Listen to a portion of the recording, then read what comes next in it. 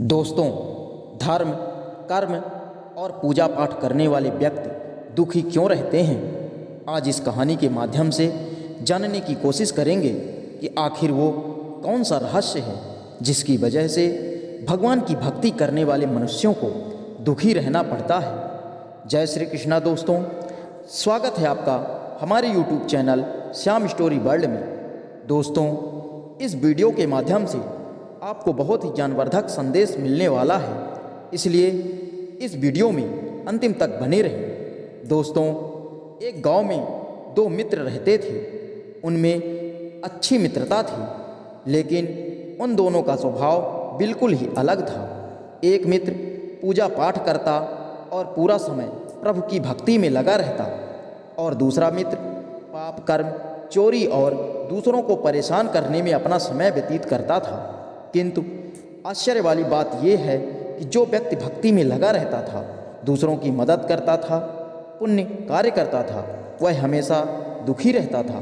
उसके जीवन में दुख ही दुख था। परंतु दूसरी ओर जो मित्र लोगों को परेशान करता और पाप कर्म करता था, वह ऐसो आराम से जिंदगी गुजार रहा था। एक दिन पाप करने वाला मित्र पुण्य करने वाले मित्र के पास आया और उसकी स्थिति देखकर बोला, हे मित्र, तुम दिन रात भक्ति में लगे रहते हो और परोपकार भी करते हो, फिर भी तुम दुख ही दुख पाते हो।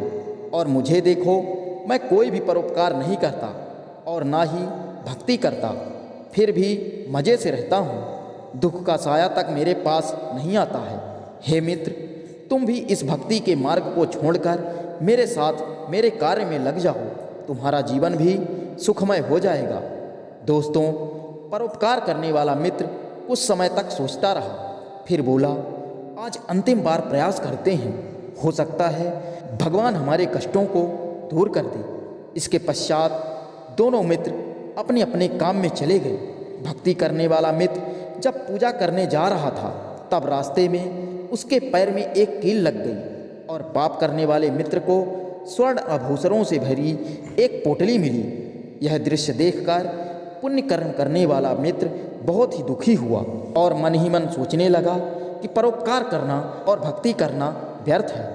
परंतु कुछ क्षण में ही उसका मन बदल गया और वह सोचने लगा कि क्यों न हम किसी संत या ज्ञानी पुरुष से इसका रहस्य जानें कि क्यों ऐसा होता है। दोनों मित्र एक संत के पास जाते हैं और उस कील लगने और पोटली मिलने की घटना के बारे में बताते हैं और कहते हैं कि हे महात्मन, आप मुझे ये बताइए कि जो पुण्य कर्म करता है वह दुखी और जो पाप कर्म करता है वह सुखी क्यों रहता है। महात्मन बोले, हे शिष्यों, ध्यान से सुनना। जो इस जन्म में पाप कर्म कर रहा है और फिर भी सुखी है, वह उसके पिछले जन्म के पुण्य के कारण हो रहा है।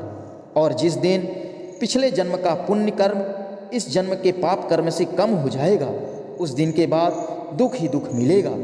और दूसरी ओर तुम दोनों में जो इस जन्म में पुण्य कार्य कर रहा है फिर भी दुखी रहता है, वह उसके पिछले जन्म के पाप कर्म के कारण हो रहा है।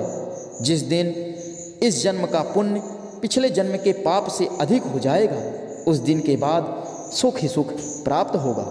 दोस्तों, आशा करते हैं कि इस कहानी के माध्यम से आपको यह पता चल गया होगा कि पूजा पाठ करने वाले व्यक्ति दुखी और पाप कर्म करने वाले व्यक्ति सुखी क्यों रहते हैं। दोस्तों, ऐसे ही ज्ञानवर्धक कहानी सुनने के लिए चैनल को सब्सक्राइब कर लीजिएगा और कमेंट में लिख दीजिएगा, जय श्री कृष्णा, राधे राधे।